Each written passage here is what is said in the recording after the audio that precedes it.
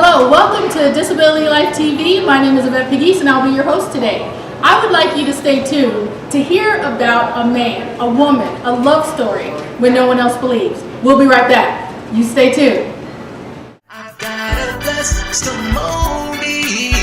I've been blessed with a testimony. I've been blessed. I've been blessed. Welcome back. My name is Yvette Pegues and the name of this episode is When No One Else Believes. Now, I got to tell you, I have received a copy from the author on my right, Mr. RonTripodo, and I am very excited about what you will get to learn about this book. But first, let's get to know Mr. RonTripodo. Before we get to meeting RonTripodo, I want to say that this is a live, on location episode. So it's going to be just amazing. We have amazing people in the room. Well, Charlie's one of our sponsors. We'll be breaking for a commercial and you'll hear more about our sponsors shortly. But let's get right to it. RonTripodo. Now, I just want to shake your hand and ask you a little bit about little Ron, or Ronnie. Tell us about where you grew up, who you are, and let the audience know a little bit about yourself just before we talk about your amazing book, When No One Else Believes. Well, thank you, Yvette. I appreciate that. Yeah, I grew up in Cleveland, Ohio, and I stayed in Cleveland until I was 32 years old and moved here to Atlanta, Georgia, where I met my beautiful bride, Patsy. I'm a father of 4. I have 9 grandchildren. Wow. I just completed a course with John Maxwell. That's the guy. Excuse me. John Maxwell certification. So I'm now a keynote speaker. And in my career, I have started up 5 companies. Wow. And now I live and reside in Canton, Georgia. I love that. Now, he's a modest man, so I may have to fill in some of the blanks. He also started up a nonprofit. Tell us just a little bit about that, Ron. Yeah, I did. The name of the nonprofit is Light of Hope, and it's really on Thanksgiving to serve 5-star meals to the homeless. Did you hear that?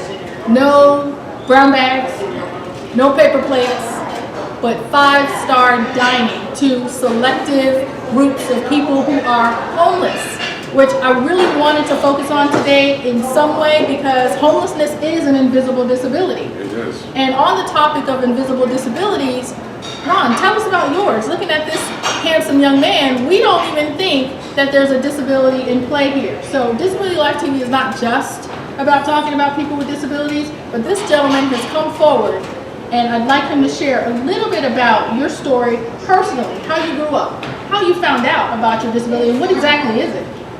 Well, first of all, when I was growing up, they didn't know about ADHD. Yeah.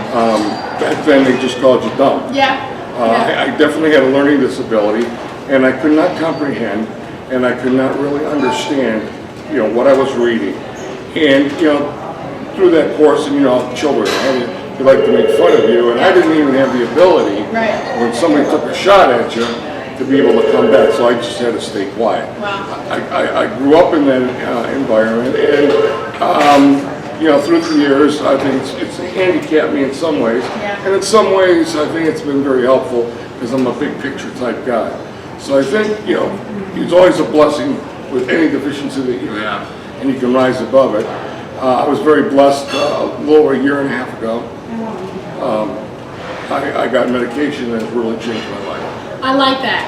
So you were diagnosed as an adult with ADHD. Yes. So if I'm hearing correctly, Mr. Tripodo, you had already met your lovely bride, Miss Patsy Tripodo. Yes, sir. You had already started several companies. You had started a nonprofit. And it wasn't until after all of this success, if you will, did you find out that you were operating with a deficiency that had no name?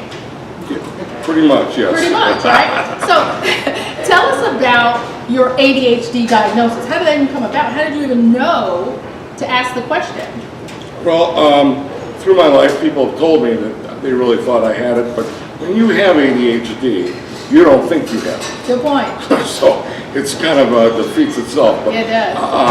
I do think that when I finally realized that God wanted me to write a book, and I knew I couldn't do it, I knew I had to do something, in order to be able to accomplish that. And Muriel behind us was very helpful in identifying and telling me that I should go and see if I can get some medication. Nice, nice. So we're going to hopefully, with Muriel's permission, get to actually include her into the conversation, because we're going to get into the depth and the breadth of this book after our break. But before we go to break, what I'd like to understand is, in retrospect, right? Because we can never really speak on an issue until we've gotten through it, right? Where they say when you're going through it, don't stop. So at what point were there some changes in the success that you were experiencing that brought you to a place that you could focus through Christ, through prayer, that there was help available to you? Tell us a little bit about that, Ron. Okay, well, I obviously I went to the doctor, and I was telling him that I needed something because I was going to take a real estate license test. That was my first real opening to it, and during that I was going to try to write a book. So in saying that, he asked me a lot of questions. I'm sure he already knew I had it, but he did, and he said, Ron, you've got it full blown. Wow. Probably 20 different characteristics of ADHD. Right. I probably had 17 or 18 of them. Wow. Wow. But did you at that point accept it? Because I heard you say earlier that, you know, they might not have given it the right name, the medical model or anything official, but you've heard it. You've heard some of the characteristics of the 20 that he mentioned, and were in denial. Why? Was it because you were a successful businessman, because you had a great wife and a great life? What was it about your condition, your invisible condition, that made you push back a little bit? Well, that's exactly what it is. It's invisible. I was not aware of it. Right. So when he told me that, I was hoping that the medication would help me. I wasn't sure if it would or not. Mm-hmm. But when I did start to take it, my world opened up. Wow. Don't get me wrong, it's still difficult for me to focus for long periods, and I still have to push myself and reread at times. Okay. But it's given me a big opening to be able to read and be able to understand better, and now to be able to write as well. Wow. So this is like a window opening up. I mean, like, I'm so excited to hear about that, because I've personally known Ron through our church, and I never saw it. I just thought he was an amazing guy who loved Jesus and had all this energy for Christ.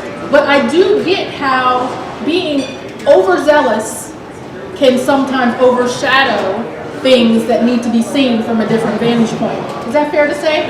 Yes, it is. Okay, so what we have in common, and hopefully some of you can really relate, is that most people know I'm in a wheelchair. That's pretty obvious when I roll into a room. But I also have invisible disabilities, which are developmental and intellectual disabilities. Now, very few people believe that, but the struggle is real. It is, and it's something that we live with. So I just want to ask you one more question before we go to break. Did your ADHD that was diagnosed in your adult life affect your marriage at all? Like, how was that for Miss Patsy? I do, it's a good question. I think I've got more patience now, where I didn't have before. And I think because of the medication, it makes me more aware of my deficiencies. Wow. So that I can correct them easily. Now that's kind of eye-opening. It really is. Miss Patsy, would you like to speak to some of the differences that you notice since your husband Ron has been on the medication? It's really neat to know that he is ADHD, and me too, because I would have never thought of that. Wow. He was always fabulous, doing everything, and we just had a lot of fun. When we were kids, just go, let's do this, and we'd do it. We'd do this, we'd do it. So do you notice the difference? Fun doing it. Yeah. Well, it's nice to know that he does this problem. Okay. Got it. So that's a good point. So Ms. Patsy, if I just may reiterate what you said, life was great.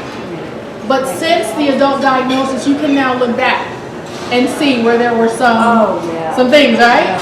Hindsight is 20/20, right? Okay. So I loved hearing about who you were and who you're becoming and who you'll continually grow to be. But before we get into the book, When No One Else Believed, this book right here, before we talk more about this book, I'd like to break for our sponsor, O'Charlie's. O'Charlie's is where we are today. It's the Woodstock location on Highway 92, and we'd like to graciously invite you to come anytime. The food is great, and obviously they're supporting the Disability Life TV show on the BlessTimony network. So thank you so much to O'Charlie's, and you stay right where you are. We'll be right back. Oh, I need to check on our steaks. Fresh from the butcher. My wife. Implying her meal is better than it actually is. Well, isn't that precious? Not sure folks would take kindly to that, but maybe that's just me. Luckily, O'Charlie's serves always fresh, never frozen steaks. O'Charlie's, classic American, Southern roots. Welcome back to Disability Life TV, shooting on location at O'Charlie's in Woodstock on Highway 92. So we have the honor of sitting with our general manager of the O'Charlie's right here where we're shooting on location with a live studio audience. And you just saw the commercial. I'd like you to meet the man that made this all possible, David White. Tell us a little bit about yourself and your store, your location. We've been in the Woodstock since 1995, and I actually started here in 1995, and now I'm the general manager of the store. And you know, I've always loved the event. Every time we come in, you know, your family, everybody's so great every time we come in. And then she came in with Ron, and he's got a great book, and you know, everybody should check it out. Yeah, thank you so much for that. Now, obviously he has work to do, so I'm going to take his water so that I can stay hydrated, and we're going to move forward with When No One Else Will Leave. Can you give me a hug here? Thank you so much. So let's talk a little bit more about the book. So our general manager of the O'Charlie's here on Highway 92 said it's a great book, and he's absolutely correct. So let's talk a little bit more about the book itself. And with your permission, we're going to have somebody join us. Sure. What's her name? Her name is Muriel Lane. Okay, so if Muriel Lane's comfortable, we have a seat here for you. Join us a little bit because we want to talk about the book, When No One Else Believed, and your part in playing that. You ready to join us? Whenever you're comfortable. So, the book itself was written when? Give us a date. The book was actually started on June 3rd, Right. and we completed it, I believe, on August 2nd. So, let me just tell you that I'm relatively new to the Woodstock, Georgia area, but my husband and I saw your face on billboards before we even met you. So this is the beautiful Miss Patsy and the inspiration for Patsy's Miracle, and also the subject matter of the book When No One Else Believed. So tell us about the billboard. What was up with that? Well, you know, I wanted to show a way to really honor God. And I was thinking, how can I really show my appreciation? And I got this idea of putting up a billboard and to honor God and to give Him the glory. And so I actually went to my associate pastor and I told him about my idea. And he said to me, Ron, are you sure you want to do that? You know, she's not out of the woods yet. And I said, absolutely. I said, I know she's going to be healed. Wow. And I did. I actually went out and put one up, and then I got the desire to put 8 more up in that year. So wait. 9 billboards. 9 billboards for it. From Atlanta proper Down to Macon. down to Macon. Yes. And almost Chattanooga. Chattanooga, there was one. Yeah, there was one on the border in Georgia, but they were all in Georgia. All in Georgia, but spread across miles. Yes. Saying what? Well, we had 2 different billboards. One said, Jesus healed my wife. This is before she was healed, okay? Yeah, and the other one was Patsy's Miracle. So the definition of faith, right, Yes. is believing things unseen Yes. that haven't been done yet. Yes. So basically what I'm hearing is your faith was all over the state. Yes. I love that. I love that. So here's the other thing, right? Patsy, tell us a little bit about your story. Hi there. So tell us about your story. Where were you? My story, it's been great when my husband decided to have the book. I love it. Then I get to hear what all really happened all those years. Wow. She didn't know. She never knew. I didn't know. So I just, every day I would read the book, the part he had done, and it was just the neatest thing. And he's just been fabulous.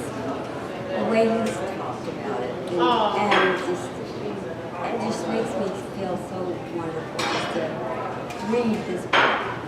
And I love what you're saying about that, Patsy, because much like myself, when I had my traumatic brain and spinal cord injury, I couldn't remember a thing. So I hear you saying that it was almost an entire year before you even knew. Right. Wow. I had to learn words, I had to learn people, I had to learn my kids. Words. Yes. People. Kids. My kids. Whoa. And the grandchildren. And grandchildren. The whole thing. Wow. That's really neat. But then when you get to read this in the book, it really, the way it happened all that time, and it's just the neatest thing, just for me to know about it. Yeah. It's almost like you're reading the book as if it didn't even happen to you. Yes, it is. That is amazing. And it makes me so much closer to my husband, too. Closer, I yeah. could see what he had done Yeah. for me. And I love that. So what Patsy said, if I can just iterate, is what your husband did for you. And what I hear from Ron is, I had no other choice. This is, right, till death do us part. So as long as you're here, Ron said I'm here too, right? I love that. It's really great to know that. Yes. For now, and each month and each year, it just gets, we get closer and closer, and closer to God. Closer to God. Isn't that what it's about? Oh, it is. You know, it is. There's this saying, it's not biblical, but it says if it doesn't kill you, it makes you stronger, right? It does. So let's talk to someone in your life who made a pretty big difference as well. So your name is? Muriel. And do you mind saying your last name? Oh, Muriel Lang. Muriel Lang. From the Huntington Learning Center in Woodstock, Georgia. Huntington Learning Center in Woodstock, Georgia. And the impact that she had, not just on Patsy, but also with Ron and the publication of this book. So let's talk about how you came into their life. Okay.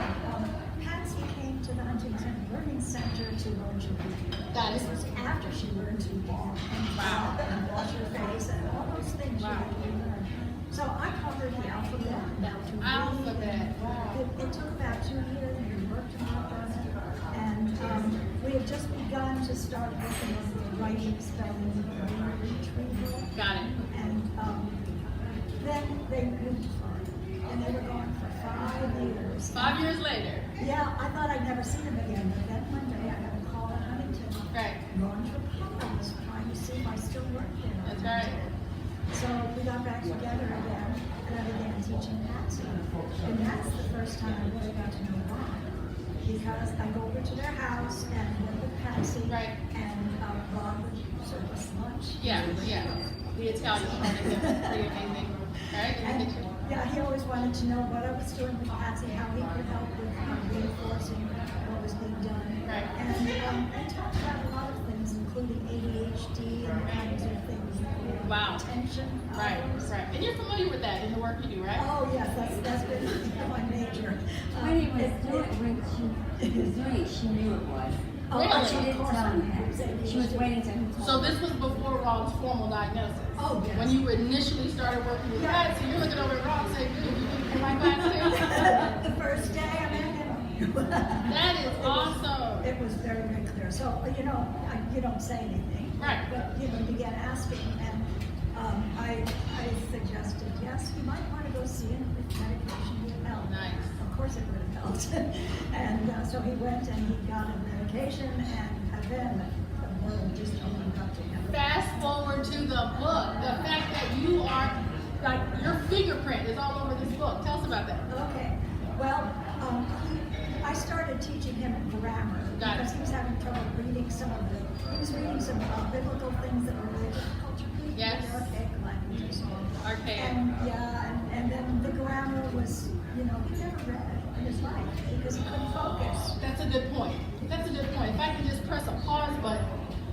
Ron, before you wrote this book, how many books had you read? Completely. From cover to cover. Less than 3. Less than 3 in your entire adult life. Okay. And since then, since you published this book, with the help of Miss Muriel, how many books have you read? I read over 30 books in the last year. 30 books. Has it been a full year? It's been over a year. It's been really October of 2015 when I got the medication. So it's been about a year and Couple of months, right? Yes. So I just wanted to stop you there, Miro, because realization of who we are, no matter how flawed that is, allows God to use us where and at who we are in that moment. And that's one of the things about the BlessTimony TV network. We meet you where you are. And if that means going on location, if that means accepting who you are at the place that you are in your life and including those people who helped you get there, that's what the Bible is about. That's what God's love is about. So I'm so glad we got a chance to segue into that.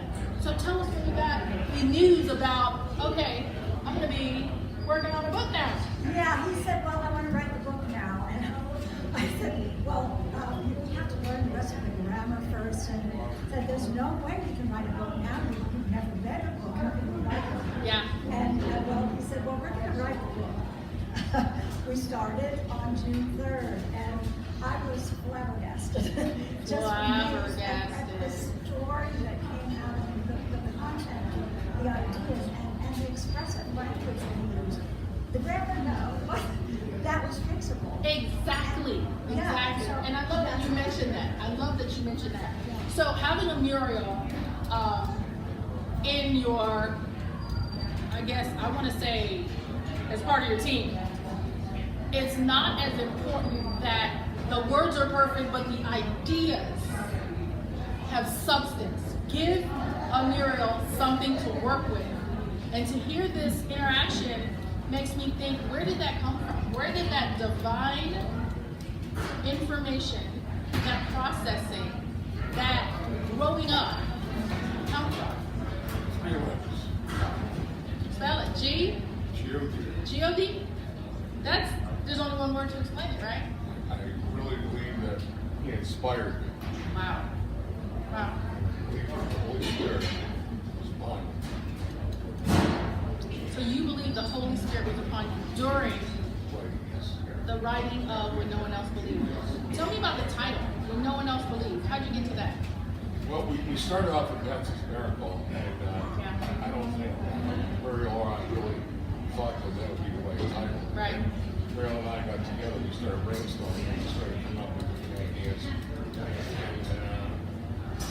when it was all said and done, when no one else believed, really fit the story. Yeah, I agree. So, and that was probably, a month before we decided to publish it.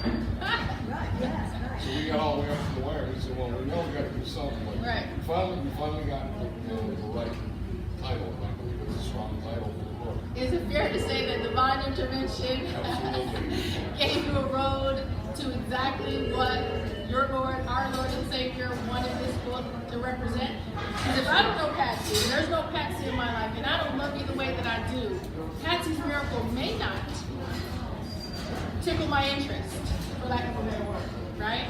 But when no one else believes, I believe, like, it includes Patsy's Miracle. It is about your miracle. It is about the before, the after, the during, the romance, the turmoil, the reality, the very clear and transparent story about a man who loves his wife. Like, in today's time, with the increase of divorce and separation and partnerships being broken and bonds never even being connected, especially by Christ, right? When No One Else Believed is inspirational. I mean, it's the book that my husband and I read. We've been married for quite some time, and it doesn't matter because this is fresh, it's new, it excites us and helps normalize us, right? Especially in a multi-ability family where maybe one or the other may be living with a disability. And disability affects the entire home. And I love the way, regardless of who you are, in the moment that you find the most pain, that you can feel God's arms around you. How can we find this book? Tell us about it. Well, you can go online on AmazonBooks.com. Right. And punch in When No One Else Believed, and it'll come up. And you can purchase it right online. So we've got a few books that have already been purchased today, personally signed by yours truly. And also, you have a website. Yes. RonTripodo.com. Okay. As an author, and also we have Patsy'sMiracle.org. Got it. Do we have anything under When No One Else Believes? That is RonTripodo.com. So on Facebook, there's a When No One Else Believes page? Yes, there's a, yes, on Facebook, yes, when there's No One Else Believe on Facebook, and I believe Twitter as well. Got it. So I follow you on all your social media. I love how you take your thoughts and create stories every day. I appreciate your dedication to God's Word and His love for you and how He has materialized through Patsy and her miracle. And as much as I've enjoyed this, we are coming to an end. And there's something called a D-Life document, Disability Life document, both of whom I know you represent because you are diamonds in the rough. And I'd like for you, Patsy and Ron, to help us close out with just a word of wisdom, information you'd like to leave with our guests. Well, for me, I think there's a couple things. One is that when God has a mission for you, there's nothing that's going to get in the way for that not to happen. Got it. And I really talk about that in the book of all balls.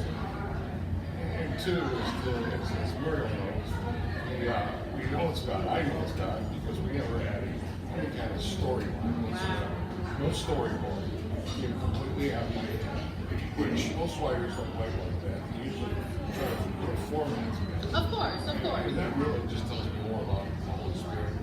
How he really came upon. So in a nutshell, in 10 words or less, tell our audience what you'd like them to know. I would just like them to know the power of the Lord, His love, His grace, and not to give up. Wow. Even if no one else believes. Even if no one else. Patsy, we'd love a closing statement from you as well. I just love God and I want everybody else to love God too. Wow. That's simply perfect. I'm so glad that you're watching. I'm so glad that you tuned into this episode. We love you, God loves you, and there's nothing you can do about it. Thank you for watching. BlessTimony, I've been blessed with the testimony.